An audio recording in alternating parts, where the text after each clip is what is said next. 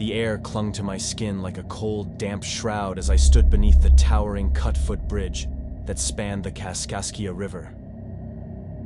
It was a place I had visited countless times before, a quiet sanctuary where the rhythmic sounds of the water and the distant hoots of owls merged into a comforting lullaby. But tonight, as I cast my line into the inky depths, the air felt different, charged with an unseen tension that raised the hairs on the back of my neck.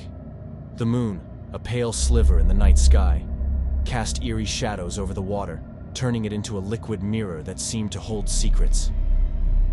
I shivered involuntarily, telling myself it was just the chill of the autumn air. I glanced around, and the familiar silhouette of the haunted woods loomed beyond the riverbank. Legends whispered tales of ethereal lanterns that walked the cut-foot bridge, marking the path where a railroad worker had met a tragic end. I tried to shake off the unease, focusing on the rhythmic pull of my fishing rod. The river's current, however, seemed to carry with it a melody that echoed like distant wails. The hairs on my arms stood on end as I became acutely aware of the cut-foot bridge above me, its metal girders creaking with every gust of wind.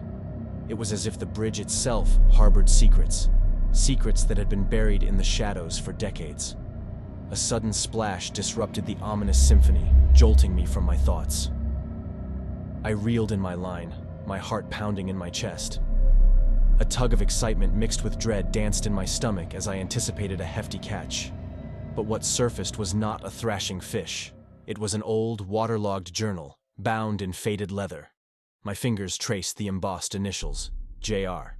Intrigued, I opened the journal to the first page, where the elegant cursive of its owner unfolded a haunting tale.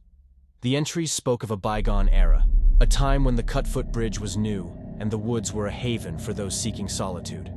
J.R. chronicled his frequent visits to the river, capturing the serenity of the place before it was forever altered by a ghostly encounter. The ink trembled in the writer's hand as he recounted the chilling day when he witnessed the apparition of a lantern walking on the cut-foot bridge. The ethereal light moved with an otherworldly grace, illuminating the darkened metal girders. J.R. described the haunting sight with a mix of awe and trepidation, linking it to the tragic tale of a railroad worker who had fallen to his death from the bridge many years ago. As I read, the shadows around me seemed to deepen, absorbing the feeble glow of my flashlight. I hesitated, contemplating whether to continue this journey into the past or retreat from the spectral embrace of the night. The river's murmur became a faint whisper, urging me to unravel the secrets that clung to Cut-Foot Bridge like a spectral mist. With a reluctant breath, I flipped through the journal's pages, discovering entries that chronicled J.R.'s descent into fascination. He wrote of elusive figures that wandered the bridge at night, of voices that echoed through the metal girders. He described nights when the wind carried mournful cries, blending with the creaking of the bridge overhead. As I delved deeper into the journal, I felt an invisible hand on my shoulder, a phantom presence that seemed to share in J.R.'s fascination. The tales of the haunted woods became intertwined with my own reality, blurring the line between the past and the present. Driven by an inexplicable force, I set out to retrace J.R.'s footsteps. The haunted woods beckoned, their shadows elongating like skeletal fingers reaching for the living. My flashlight flickered, casting fleeting glimpses of the gnarled trees that seemed to whisper secrets known only to them. The moon disappeared behind a thick veil of clouds, plunging the world into darkness. The woods, now an impenetrable black mass, echoed with the rustling of leaves and the distant hoots of unseen creatures.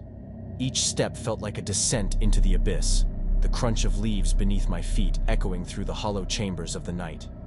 My senses heightened as I stumbled upon the Cut-Foot Bridge, its darkened silhouette framed against the moonless sky. The air thickened with an oppressive weight, and the wind carried with it a symphony of mournful whispers. I cautiously approached the bridge, my gaze fixed on the spot where the tragic railroad worker had met his untimely end. And then, as if summoned by the whispers of the past, the ghostly lantern appeared. A faint glow emerged, flickering with an otherworldly radiance. The light moved with a spectral grace, tracing the path where the ill-fated railroad worker had once walked.